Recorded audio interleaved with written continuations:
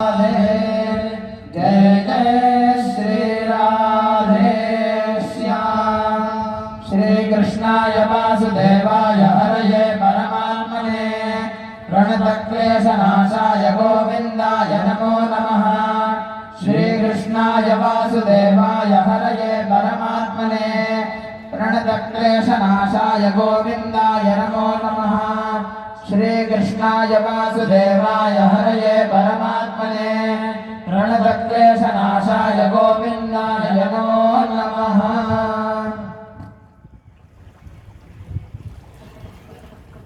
जय श्री कृष्ण।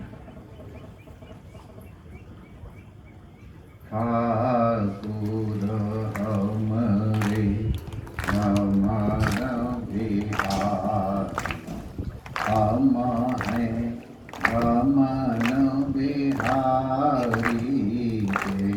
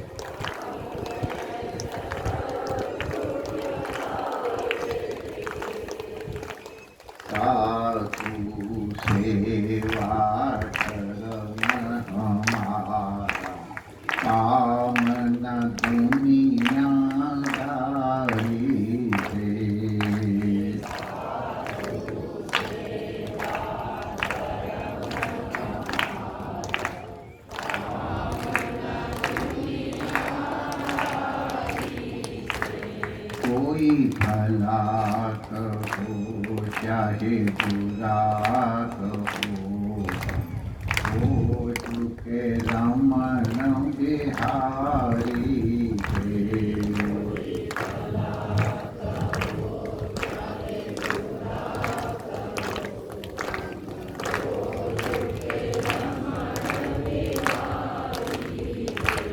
हम तो चुके यमुना मैया के।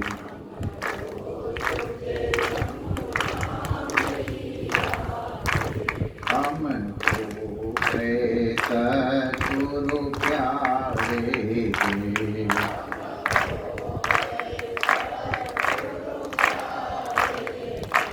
हम तो चुके रमन बिहारी के।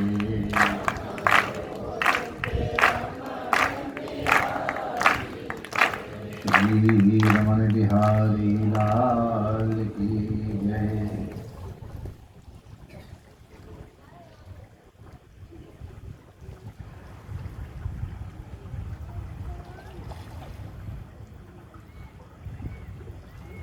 नारायण नारायण नारायण नारायण। कल निदान यमुना जी के तट पर बैठ करके हम लोग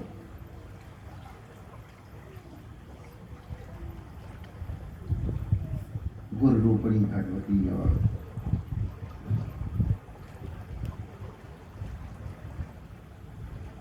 सद्गुरु वैद्य की स्मृति चर्चा श्रवण और कथन।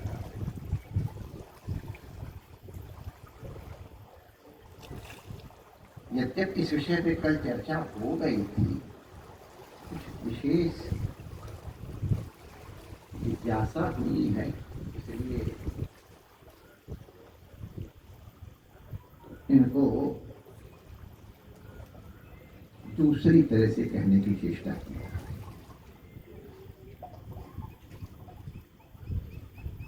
ये हम बता दें, जिस दिन उस सदगुरु से विधिवत मंत्र दीक्षा प्राप्त हो गई है, उनके लिए ये चर्चा अपनी साधना के लिए तो आवश्यक नहीं है, लेकिन ग्रहण और त्याग बिना जानकारी के नहीं होता है। इसलिए साधक सूचित रहे,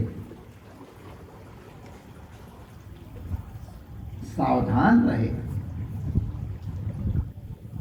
जो प्राप्त हुआ है उसकी महिमा का बोध हो, और जो ऐसा लगे कि हमको ये नहीं प्राप्त हुआ है, उसके विषय में भी बोध हो कि किसी कारण विशेष से, हेतु विशेष से ये हमको नहीं बताया गया है।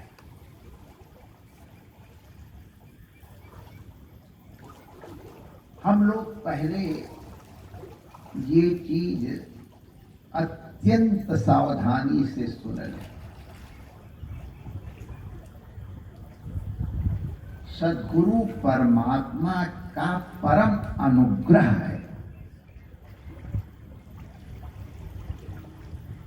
यदि कोई महानतम अनुग्रह है परमात्मा का, परम सत्य का, यथार्थ का, प्रकाश का, तो वो ये है कि वो सद्गुरु के रूप में अवतरित है। गोपाल विलास का जो लोग श्रद्धा पूर्वक पाठ करते हैं, उन्हें ध्यान है श्रीमद् भागवत के मंगलाचरण में अजो नित्याशुद्धों के द्वारा पहले निर्गुण निराकार स्वरूप का वर्णन किया गया है परम तत्व के, फिर सगुण निराकार का वर्णन किया गया है, फिर सगुण साकार का क्रमशः वर्णन किया गया है। वही सगुण साकार जब अवतरित होता है तो उनका वर्णन किया गया है, और वही परम कारुणिक भगवान जब किसी जीव का कल्याण करने के लिए अवतरित होता है तो वो सद्गुरु का होता है। सद्गुरु परमात्मा की अपार करुणा है। हर जीव का संस्कार और अंतःकरण पूर्वकृत कर्मों के कारण भिन्न भिन्न है।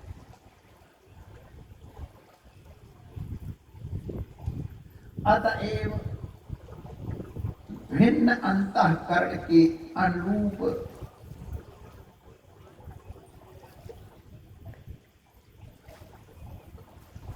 भिन्न कर्म फलों के अनुरूप उसकी साधना विशेष भी हर इंडिविजुअल के लिए एक हो। सद्गुरु हर जीव के लिए जो शरणागत होता है उसके लिए अवतार धारण करता है। आप लोगों को लगेगा कि गुरु जी तो वही है, हम लोगों ने साथ मंत्र लिया था, वही मंत्र था, लेकिन आप लोगों को स्मरण होगा उपनिषद की उस आख्यायिका का कि मंत्र देने वाले ब्रह्मा एक समय में उन्होंने एक ही मंत्र दा का दिया था,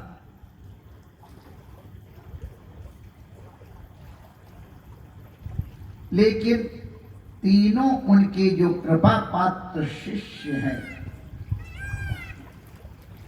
उनके लिए उस दाम मंत्र का अर्थ अलग अलग हो गया। ये सद्गुरु की महिमा है। तीनों ने अपनी अनुभूति ब्रह्मा को बताई और ब्रह्मा ने उनका अनुमोदन किया।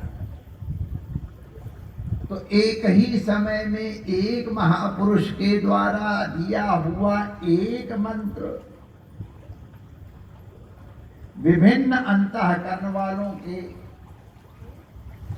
हृदय में जब गया पनपा तो उनका मंत्रार्थ अलग हो गया। क्योंकि मंत्र सर्वरूप है, सर्वव्यापक है, अक्षर है, स्फोट रूप है,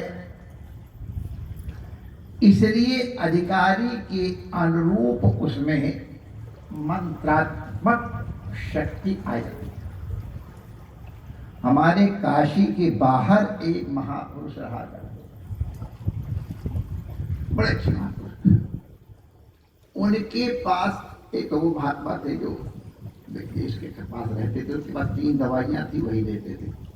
एक विलक्षण महात्मा थे। किसी ने कहा महाराज हमको ये कष्ट है, उन्होंने नीचे घाट खाई, ऐसे ऐसे करके मसला, बाहर से इतना ही दिखाई देता है, अंदर क्या नाटक करते हो तो वो जाने, पर यूं करके मसल करके ले इस तरह ले लगा जा करके। और आप लोग विश्वास करो, लोगों के रोग से निवृत्ति होती है। अब हम लोग जिज्ञासु लोग हैं, हमने उनसे पूछा कि महाराज आपकी शक्ति तो अपरंपार है, इसमें कोई संदेह नहीं। वही घाट उखाड़ करके आप जिसको कब्जियत है उसको भी देते हो, और जिसको दस्त हो रहा है उसको वही घाट ऐसे करके दे देते हो। क्या बात है? जूड़ी हो, बुखार हो, पर कोई भी रोग बस यो करना उनको ऐसे दे करके, ये पता नहीं अंदर से जैसे कहा क्या नाटक कर तो हो जाने ले या ये कर लेना। तो उन्होंने कहा, अब आपको जो संबोधन वो लोग करते थे वही संबोधन उन्होंने भी किया। देखो, प्रकृति में हर वस्तु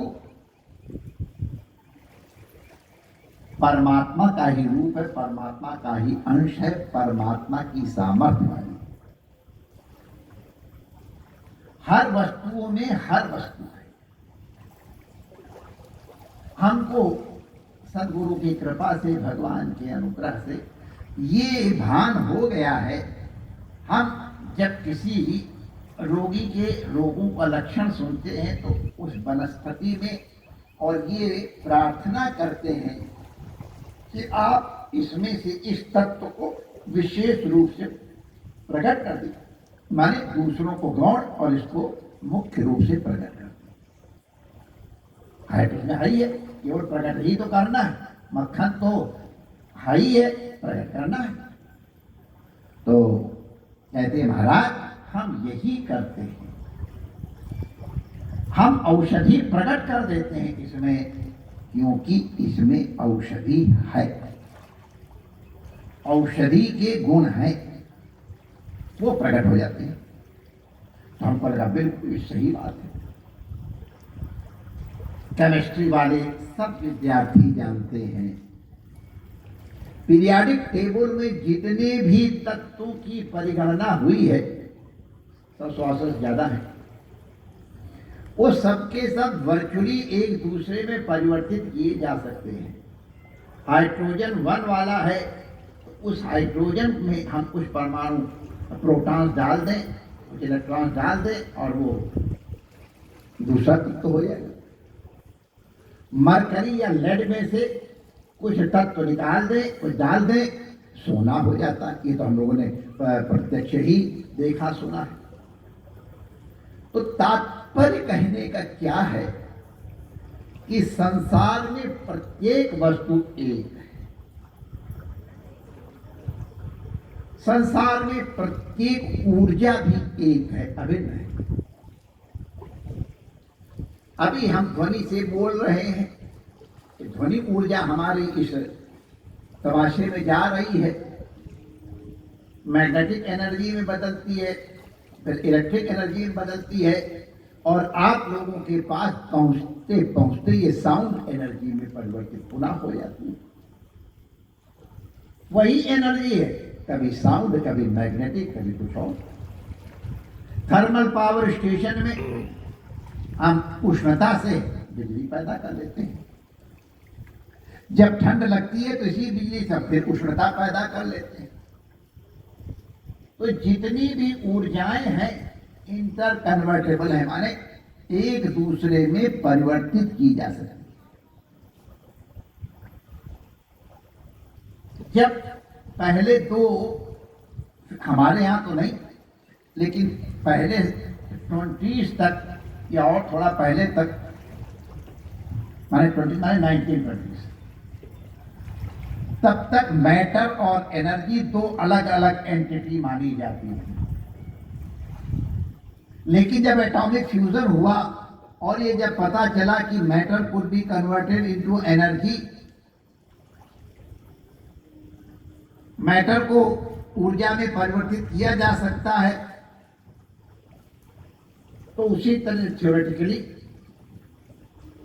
हमारे पास एक बहुत वर्षों पहले शायद अग्रवाल साहब थे, फिजिक्स के प्रोफेसर थे बॉम्बे यूनिवर्सिटी में, बहुत वर्षों पहले आए थे। उन्होंने बताया, हाँ महाराज, अगर इतनी एनर्जी को किसी तरह वो कर दिया जाए तो मैटर में कन्वर्ट हो जाएगी। और हमारे यहाँ होती रही, यही तो होता था। तो मैटर सबके सब इंटर कन्वर्टेबल हैं, एनर्जी सबकी सब इंटर कन्वर्टेबल है। तो अब संसार में भेद क्या रहा? हर वस्तु वस्तुतः एक। हम जिसमें जिस प्रकार के गुण को प्रकट करना चाहें उसको हम लोग प्रकट कर सकते हैं, या सद्गुरु प्रकट कर सकते हैं, वैद्य प्रकट करते हैं। औषधि की इतनी पुट लगा देते हैं तो औषधि का रूप बन जाता है। सद्गुरु वैद्य को ये विद्या मालूम है, इसलिए अब वो भी सद्गुरु थे जो ऐसे वनस्पति उठा करके दिया करते थे। पूज्य स्वामी अखंडानंद जी महाराज ने भी उनका वर्णन किया है, उनके दर्शन किए थे। तो हम ये निवेदन कर रहे थे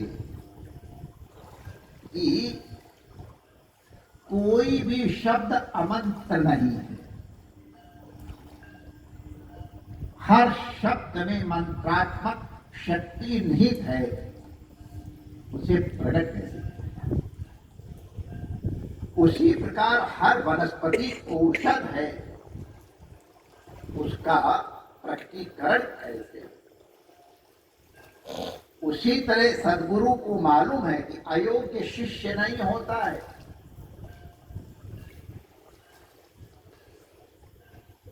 उसका केवल प्रयोजक अयोग्य होता है। प्रयोजका तत्र दुर्लभ। तो हम लोग की चर्चा कर रहे थे, हर जीव के अंतःकरण में वैफल्य है, ये पूर्व कर्मों के कारण, और इसीलिए उसके अंतःकरण के अनुरूप, उसके पूर्वकृत साधनों के अनुरूप साधनाएं और मंत्र वर्ण का भेद हो जाता है। और जहां कहीं एक ही मंत्र वर्ण दिखाई भी पड़े, वहां तात्पर्य में भेद हो जाता है। आज हम लोग इस विषय को यहीं स्थगित करते हैं। हम लोग इस विषय में, क्योंकि इस तरह से बड़े अच्छे जिज्ञासु के द्वारा प्रश्न किया गया, तो इसलिए ये उत्तर दिया जा रहा है। सामान्य लोगों के लिए इसकी कोई आवश्यकता नहीं, आप जान लो। लेकिन जैसे तुलसीदास जी ने कहा ना कि सर्व संग्रह कर्तव्य, सबको जानना चाहिए। सबसे पहले उन्होंने संतों के वर्णन करने के पहले और अच्छे लोगों का वर्णन किया है। तो पूछा, ऐसा क्यों करते हो? तो कहा, जब तक जानोगे नहीं किसका संग्रह किया जाए और किसका त्याग किया जाए, तब तक संग्रह और त्याग बिना पहचाने नहीं हो सकता है। तो पहले असंतों का वर्णन क्यों किया? तो कहते हैं हस्त प्रक्षालना पूर्वक बुध प्रक्षालनम यथा। अब इसकी व्याख्या नहीं करेंगे। तो हम लोग आज यहां तक पहुंचे कि हर शिष्य के लिए सद्गुरु का अलग अलग अवतार होता है। वो जीव के उद्धार के लिए, उसके कल्याण के लिए उसे संबल प्रदान करता है, एक प्रकाश का माध्यम प्रदान करता है। अगर शिष्य उस प्रकाश के सोर्स को, माध्यम को दृढ़ता पूर्वक पकड़े रहे तो वो प्रकाश पुंज आजीवन लक्ष्य का निर्देश करता हुआ जीव का परम कल्याण करता है। हम इसकी चर्चा पुनः जब भगवान करवाएंगे तो करेंगे। परमात्मा आप सबका मंगल करे। जो यहाँ संत विराज रहे हैं उनको प्रणाम करता हूँ। ऋषि कुमार और आचार्यों को वंदन करता हूँ। और आप सब जो विज्ञान के माध्यम से हमसे जुड़े हैं, वो जो यहाँ से शरीर विराजमान है, उन सब के अभिवादन को पुनश्च मंगल कामना करते हुए अपनी वाणी को ध्यान देते हैं। जय